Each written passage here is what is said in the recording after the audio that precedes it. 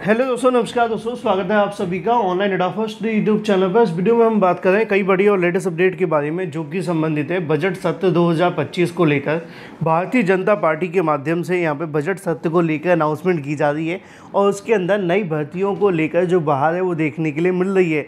इस वीडियो में हम बात करेंगे 75,000 पदों पर होगी नई प्राथमिक शिक्षक भर्ती, 50,000 पदों पर होगी जूनियर शिक्षक भर्ती। इसके अलावा संविदा कर्मियों की सेवा समाप्त को लेकर 31 मार्च 2025 तक 35,000 छात्राओं को मिलेगी स्कूटी के बारे में भी बात करेंगे।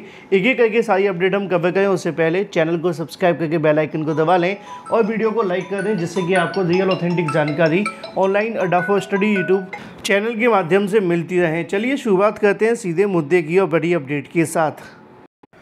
दोस्तों, यूपीएससी पीईटी एक ऐसा एग्जाम है जिसमें अगर आप 90% मार्क्स लेकर भी आए तब भी आपको ज़्यादातर भर्तियों में बैठने का मौका नहीं मिलेगा। यानी कि आपको कम से कम 95 परसेंटाइल प्लस लाना ही पड़ेगा, तभी आप किसी वैकेंसी में बैठ पाएंगे। और उसके लिए आपके पास में एक बेस्ट बुक होनी चाहिए जो आपके एग्जाम के प्रिपरेशन को, पैटर्न को ध्यान में रख करके तैयार की गई हो और आपके एग्जाम में 95 परसेंटाइल प्लस नंबर लाने में मदद करे। वो है सफल्या पब्लिकेशन की यूपीएससी पीईटी की बेस्ट बुक, जो कि आपको संपूर्ण गाइड देखने के लिए मिलती है, जहां पे आपको 2200 से ज़्यादा महत्वपूर्ण क्वेश्चन और 10 सॉल्व पेपर भी देखने के लिए मिलते हैं। इसमें आपको मोस्ट एक्सपेक्टेड क्वेश्चंस तो दिए जाते हैं, थ्योरी भी पूरी की पूरी कवर की गई है। उस थ्योरी के साथ साथ आप सभी को सभी क्वेश्चंस की सटीक सही उत्तरमाला दी जाती है व्याख्यात्मक हल के साथ।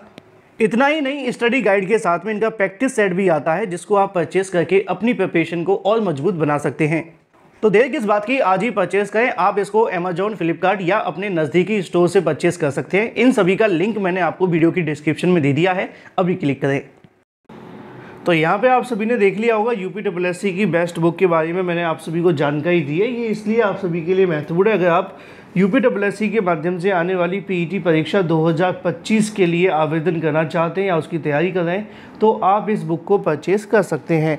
चलिए बात कर लेते हैं अपनी पहली और बड़ी अपडेट के साथ, जो कि संबंधित है बीजेपी यानी कि भारतीय जनता पार्टी के माध्यम से अपने बजट की घोषणा के बारे में। जैसा कि दोस्तों आप जानते हैं कि इस समय पर अगर बात की जाए बीजेपी गवर्नमेंट के माध्यम से अनाउंसमेंट तो की जा रही है भर्तियों को लेकर। अब एक बड़ी चीज़ ये भी है कि इस समय पर एक सवाल आप सभी से जनरल नॉलेज का पूछा जा सकता है कि भाई पूरे देश भर के अंदर बीजेपी किन किन राज्यों के अंदर, यानी कितने राज्यों के अंदर बीजेपी सरकार है, और इसके अलावा यूटीज़ के अंदर कमेंट करके अवश्य बताना, क्योंकि ज़्यादातर राज्यों में और यूटीज़ के अंदर इस समय पर बीजेपी सरकार बनी हुई है। लेकिन कहीं पर बीजेपी सरकार की अपनी अलग रणनीति है तो कहीं पर बीजेपी सरकार की अपनी अलग रणनीति है। कहीं पर बीजेपी सरकार बेरोजगारों के लिए बाहर के तौर पर निकल कर आती है तो कहीं पर बीजेपी सरकार वहाँ के कहीं न कहीं बेरोजगारों को ध्यान भी नहीं देती है। अब ये मैं किसी सरकार के ऊपर आरोप नहीं लगा रहा हूँ, मैं ये जो सच है वो बताने की कोशिश कर रहा हूँ। अगर मैं आपको बताने की कोशिश करूँ तो बीजेपी कई राज्यों के अंदर है, चाहे वो हरियाणा के अंदर हो या इसके अलावा अगर बात की जाए बिहार के अंदर हो। बिहार के अलावा हम बात करें उत्तराखंड में तो है ही है ना, यूपी के अंदर तो बताने की मुझे आपको आवश्यकता नहीं है, राजस्थान में बीजेपी है, इसके अलावा मध्य प्रदेश वगैरह बहुत सारे ऐसे राज्य जिसके अंदर बीजेपी सरकार वर्तमान में है। लेकिन वहाँ पे बीजेपी सरकार चाहे गठबंधन से है चाहे जैसे है, लेकिन है।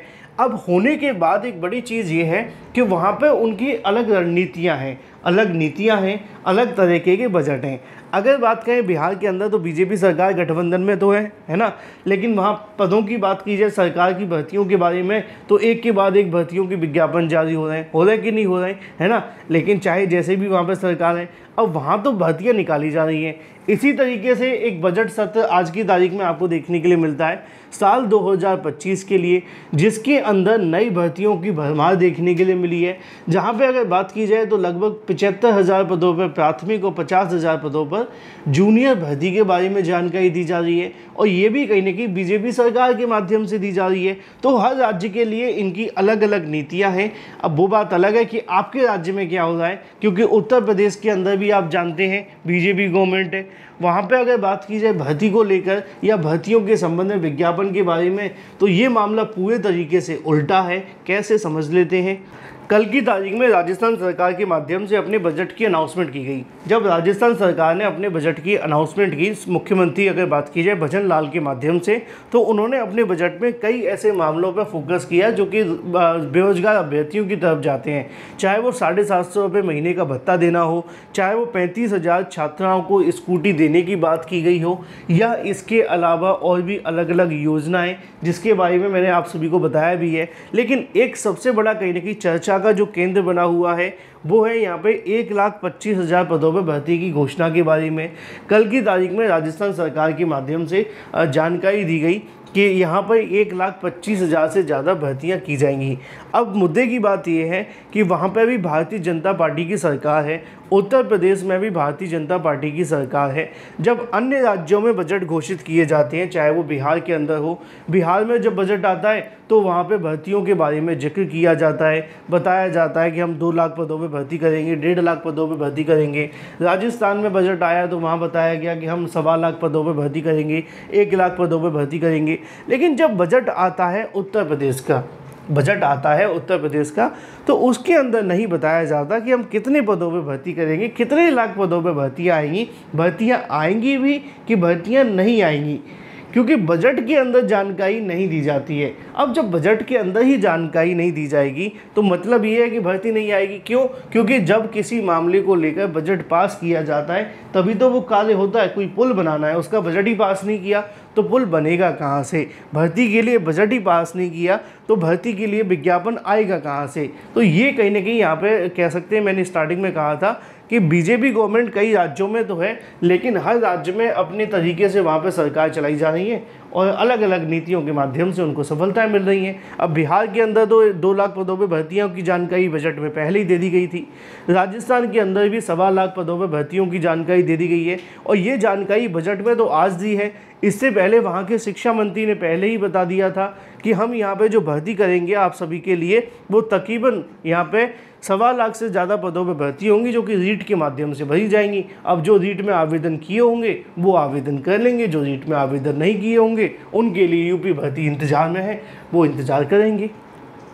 क्योंकि मैंने पहले ही बताया था, अगर आप राजस्थान में शिक्षक बनना चाहते हैं तो वहाँ पे आने वाली भर्तियों के लिए आप सभी तैयार हो जाएं। चलिए इसी के साथ बात कर लेते हैं अपनी अगली अपडेट के बारे में, जो कि संबंधित है संविदा कर्मियों की सेवा समाप्ति को लेकर। ये बिहार के माध्यम से किया गया है।